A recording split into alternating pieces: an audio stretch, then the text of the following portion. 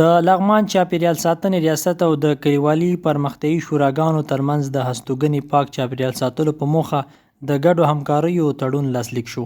نن د یکشنبې په ورځ د دکلي په 20 نېټه د چاپیریال ساتنې ریاست او د کلیوالي پرمختیایي شوراګانو ترمنځ د پاک چاپیریال ساتلو په موخه د ګډو همکاریو تړون د مرستیال والي الحاج شهزاده مظلوم او شمېر نورو مسوولینو په شتون کې لاسلیک شو. د لغمان د چاپیریال ساتنې ادارې رئیس احمد جاوید نور د راغلاست ترڅنګ د یاد تړون د لاسلیک او ګټو په اړه راړخیزې خبرې وکړي. هغه ویل د دغه هوکړلیک له مخې به پرمختیایي شوراګانې پاک کلي رامنځته کوي، د غیر قانوني ښکار مخنیوي او د طبیعي منابعو څخه به سالم استفاده کوي. د چاپیریال ساتنې رئیس زیاتوي چې له دې وراخوا به کوښښ وکړي چې له یادو شوراګانو سره د لا زیاتې مرستې په موخه له نړیوالو مؤسساتو سره هم همغږي زیاته کړي. د لغمان مرستیال والي الحاج شهزاده مظلوم د پاک چاپیریال په ارزښت راړخیزې خبرې وکړي او د ناستې ګډونوالي په دغه برخه کې خپل مسوولیت ته لا ښه متوجه کړل.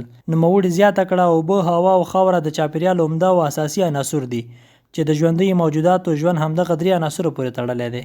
که چیرته د ذکر شویو مادو ساتنو ته توجه ونشي نو لرې به نه وي چې زموږ چاپیریال به د یو ستر ګواښ سره مخ شي.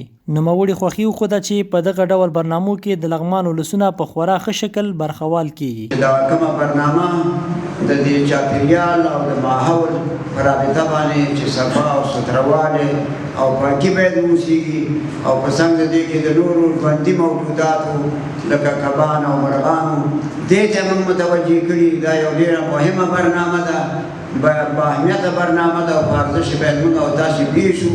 څه چې دلته ویو باید بیا په عمل باید سره وکړو. دغه راز ډاکټر یوسف سادات د پروګرام عملیاتي پلان په اړه شفیع الله د کلیوالي شوراګانو په استازولۍ او همکارۍ اړوند او مولوي محمد یوسف د اسلام مبارک دین له نظره د پاک چاپیریال په ارزښت او د وګړو د دندو اړوند راړخیزې خبرې وکړي. د دې ناستې په درشل کې د کلیوالي پرمختیایي شوراګانو په استازولۍ مدیر غورجان او د چاپیریال ساتنې رئیس انجینر احمد جاوید نور ترمنځ د پاک چاپیریال ساتنې په موخه ګډ تړون لاسلیک شو.